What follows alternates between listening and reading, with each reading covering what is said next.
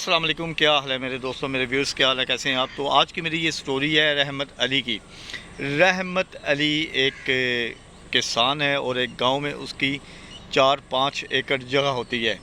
تو 4-5 ایکڑ جگہ میں وہ کبھی فصل گندم کی کاشت کرتا ہے، کبھی مکئی کی کاشت کرتا ہے، لیکن ہر سال ایک تو بارشیں کم ہونے کی وجہ سے اس کی فصل خراب ہو جاتی ہے، اور دوسری اس کی فصل کو کوئی نہ کوئی بیماری لگ جاتی ہے جس کی اس کو نقصان ہو جاتا ہے، اور نقصان کی وجہ سے وہ کافی مایوس اور کافی نا امیدی کے عالم میں کچھ دیر کے لیے چلا تو جاتا ہے، لیکن پھر اللہ سے امید لگا کے دوبارہ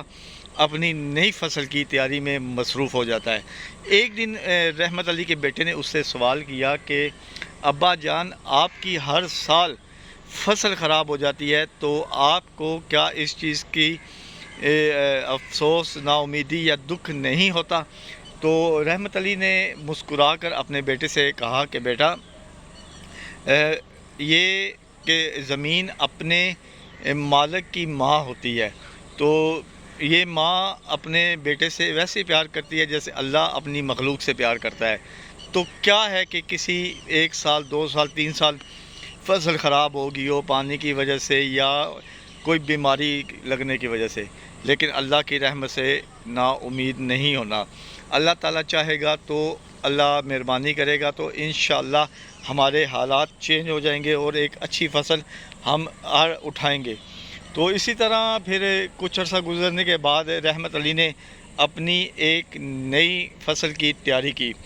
زمین کو پھر ہموار کیا، زمین میں کھاد ڈالی، پانی ڈالا، اور اللہ کی طرف سے امید لگا کر کہ ہو سکتا ہے کہ اس سال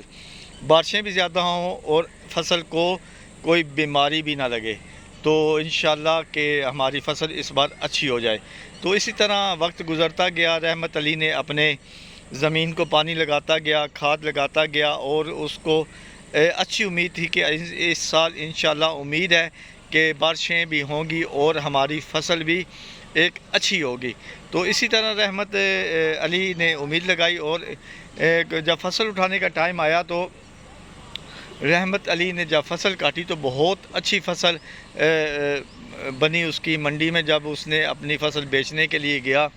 تو وہاں پر اس کی فصل کے اچھے دام لگے۔ جب فصل کے اچھے دام لگے تو فصل اس کی بکی، اور اس کو جو اس کا معاوضہ ملا، اس نے اپنے پرانے قرضے بھی اتارے، اور نئے آنے والے دنوں کے لیے، مہینوں کے لیے اس نے ایک اچھی تیاری کے لیے ایک